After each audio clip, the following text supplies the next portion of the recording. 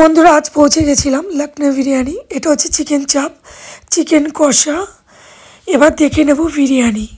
তো বিরিয়ানিটা দেখে নেওয়া যাক। এই যে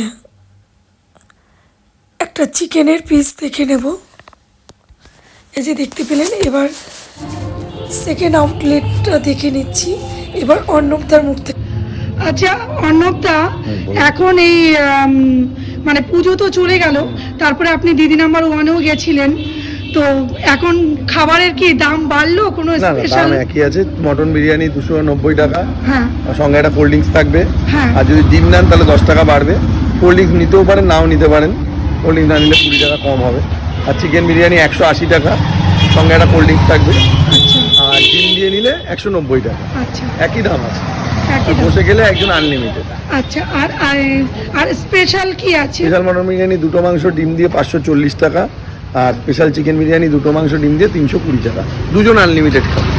আর এই তো নতুন আউটলেট, এখানে বসে বেশ ভালোভাবেই খাওয়া যাবে, তাই তো? ভালোভাবেই খাওয়া যাবে।